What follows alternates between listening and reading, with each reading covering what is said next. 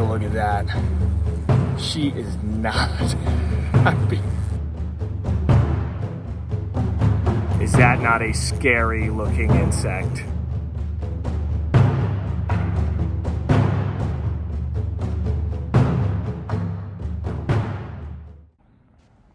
Vespa crabro, the European hornet, often mistaken for the coined murder hornet in the eastern third of the United States. These large and formidable wasps are primarily carnivorous and feed on other insects, but will also regularly feed on sugars such as plants and sap. Now, being a close cousin to the Asian giant hornet, I'm curious to see just how painful the sting of this magnificent hymenopteran will be. Let's find out. All right, everybody, welcome back to Jack's World of Wildlife. Now, I'm super excited because we're doing something a little differently today. I have outsourced a sting subject. What I have with me in this container is a queen Vespa crabro, or the European hornet. Now, these are invasive in pretty much the eastern third of North America, and they have been invasive here since about the 1800s. So these are super impressive wasps, and they are true hornets. They are in the genus Vespa, just like Vespa tropica, the great banded hornet that we stung ourselves with in Thailand. I stung myself with in Thailand, and the Asian giant hornet, or murder hornets. So take a look at this beautiful, beautiful hornet. Now, I have my net because sadly, at the end of this sting video, we will not be releasing this lovely hornet because, again, it's an invasive species. It is not native here. So I'm not going to allow it to escape. And I'm actually going to try and raise a colony from this hornet. But that's a topic for a different video. Now, the reason why European hornets are so interesting is because they actually range the vast continent of most of Europe and Asia. There have been colonies found in Japan and then all the way throughout Europe. And now, of course, here in the eastern third of the United States. This species has actually been recorded stealing food out of spider webs. And the spider's like, forget it, I'm not fighting this giant hornet, because take a look at that. She's been pooping in here because I fed her to keep her lively and full of super hurtful venom. So now we're going to attempt to get her out of here. I've got my net on hand just to make sure she doesn't get away from me.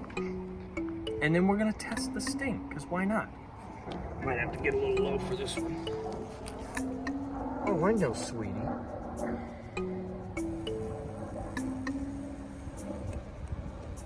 Okay, wow. Is she angry? Take a look at that. She is not happy. You hear that buzzing? She is strong. She is a strong wasp. Strong hornet. Okay, so hornets are important. These ones primarily are carnivorous, so they feed on mostly other insects and arthropods, but they'll also eat fruits and saps and nectar as well. You guys want to see what the sting feels like? Well, let's just get into it. Okay, so we moved into the shade.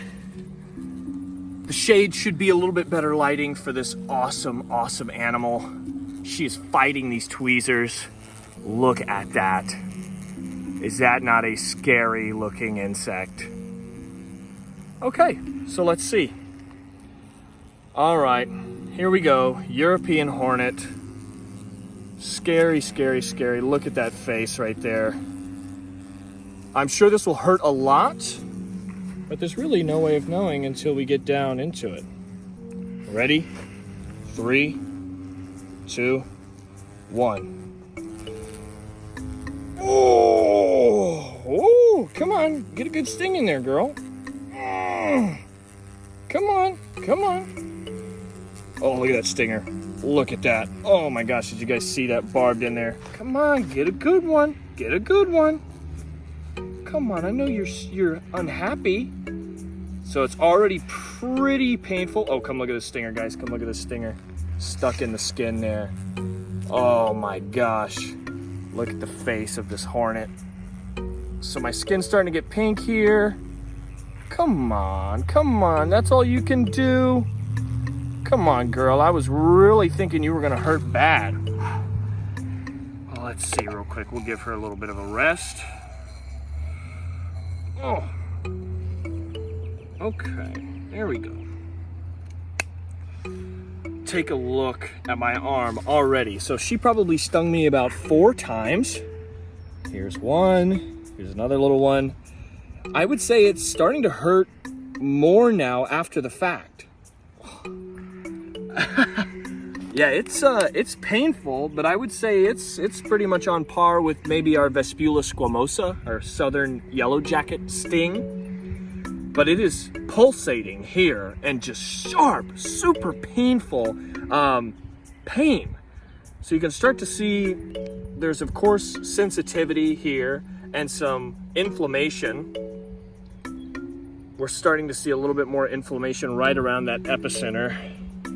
My hands are a little shaky, but it's not as bad as I was thinking it was gonna be. Because this is such a large insect, I was thinking that the sting from this animal was gonna be kind of comparable to maybe Vespa tropica.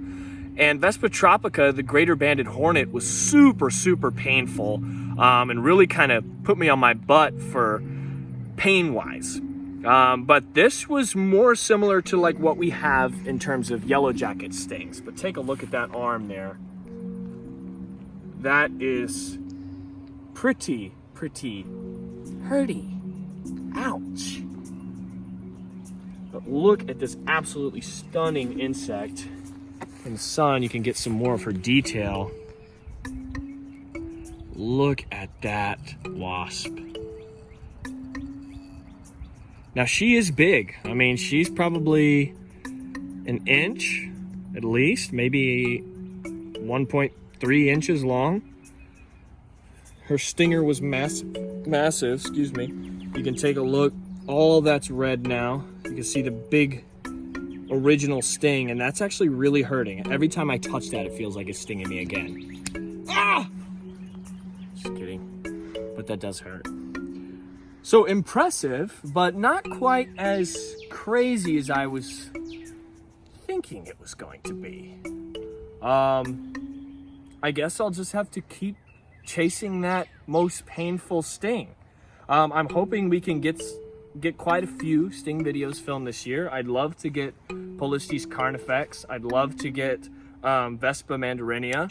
Vespa crabro was a cool little test. They're super cool, super beautiful, lots of reds and blacks and yellows. Gorgeous, gorgeous hornets. But sadly, well, I guess not for the people who might live in the invasive range of Vespa crabro. Sadly, these little American murder hornets, I don't think quite live up to their name, because even though this was a pretty painful sting, the initial pain is kind of gone. I imagine there'll be some pink kind of inflammation in the surrounding area, maybe a little itchy, but I don't think it's gonna do really anything else. So it was really an interesting test. I've been curious because she's quite lively and quite defensive. And she's cleaning herself there. Ah, such a cool species. Now, once again, hornets and wasps, despite public opinion, are super important parts of their respective ecosystems. Now, although these are, of course, invasive, they really don't cause that much damage because they're feeding on smaller invertebrates. So they're managing spider populations and different species of moth populations, and they're just preying on other insects, which are already really plentiful. But what a unique and interesting test. So let us know in the comments below if you enjoyed this video. I hope that you did. And let us know what you'd like to see me getting stung by next. So we're pretty limited in terms of where we can travel right now, but there's lots of native species we haven't tried yet. Stuff like some other species of paper wasps, velvet ants, some other species of ants as well. So let us know if you enjoyed this video. Like, comment, share, subscribe. And I am going to update as we go along to show you guys what all Vespa crabro stings, European hornet stings, or American murder hornet stings, do to the human body. But real quick, take a look. my nice little, constellation sting. So each individual stings, there's actually a lot of inflammation in these tiny little areas. Normally I'd see some more swelling out this way, but that's actually really interesting. So far, just these little, where the stinger actually went in, has had any sort of inflammation. So really cool, really interesting. I'll update you guys as we go along, and hopefully it's a little more climactic than our beautiful queen European hornet was able to deliver. But thank you very much. And she's staying with me once again. Not about to be the cause of European hornets becoming invasive in Texas, but super glad we were able to get a hold of this really cool, really impressive species that otherwise we wouldn't be able to see. So stay tuned for updates on the effects. Okay, folks, here we are about 15 minutes after. You can see a lot of inflammation has started to kind of blend together. Still a little bit stingy, a little bit hot, kind of painful, but not unbearable for sure. Okay, here we are at about 30 or so minutes. You can see all that inflammation is kind of coagulated together.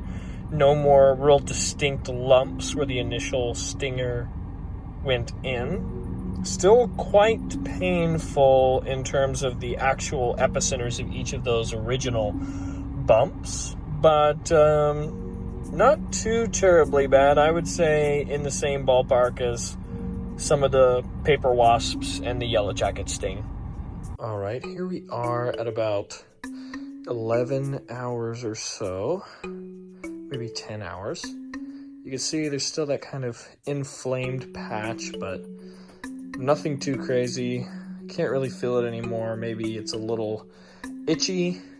Not a ton of kind of inflammation there. Nothing too crazy.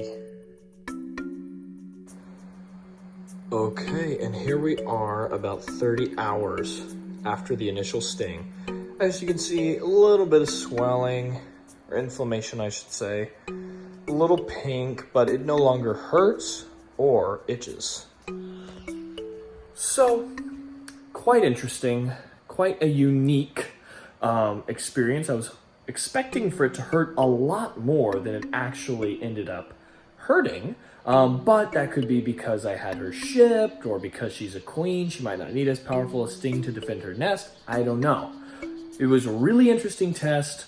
I didn't quite get that pain reaction that I was expecting, but it was still a pretty painful sting, and it was a really beautiful animal that we got to see. So thank you guys for watching. Remember to like, comment, share, and subscribe. Turn on post notifications so you don't miss any more of these sting videos. I've got a lot more sting videos that I'm hoping to get done this year.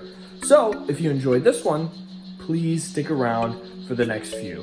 Thank you guys for watching. Keep it up.